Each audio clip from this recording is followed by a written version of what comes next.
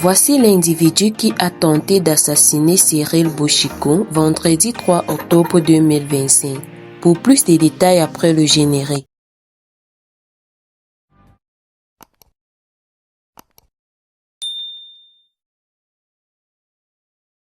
L'identité du principal suspect de la violente tentative d'agression contre le PDG de Balafon Média, Cyril Boshiko, est désormais connue. Il s'agit d'un certain Hervé. L'individu a été interpellé après s'être introduit de force et avec une intention manifeste d'attenter à la vie du journaliste dans les locaux du média le vendredi 3 octobre 2025 à Douala, en plein direct de l'émission Sacré Matin. La toile s'est rapidement enflammée avec la diffusion d'un extrait vidéo montrant le déroulé de l'agression et plus précisément l'arrestation du concerné.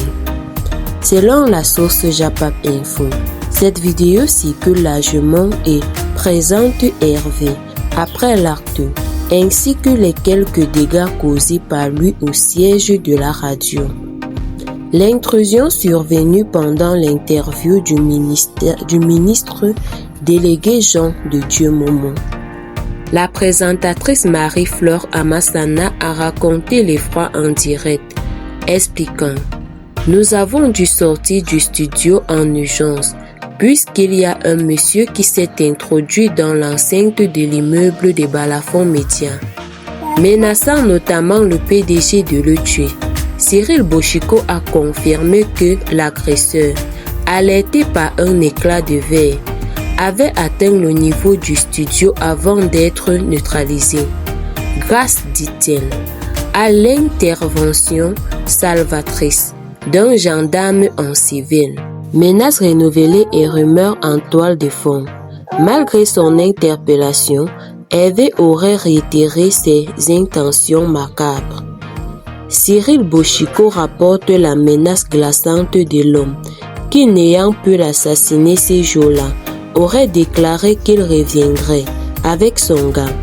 Le PDG insiste sur le fait qu'il ne connaît pas son agresseur. Je ne le connais pas. Je ne l'ai jamais vu de ma vie. Menaces renouvelées et rumeurs en toile de fond. Malgré son interpellation, Hervé aurait réitéré ses intentions macabres. Cyril Boshiko rapporte la menace glaçante de l'homme qui, n'ayant pu l'assassiner ces jours-là, aurait déclaré qu'il reviendrait avec son gars. Le PDG insiste sur le fait qu'il ne connaît pas son agresseur. Je ne le connais pas. Je ne l'ai jamais vu de ma vie.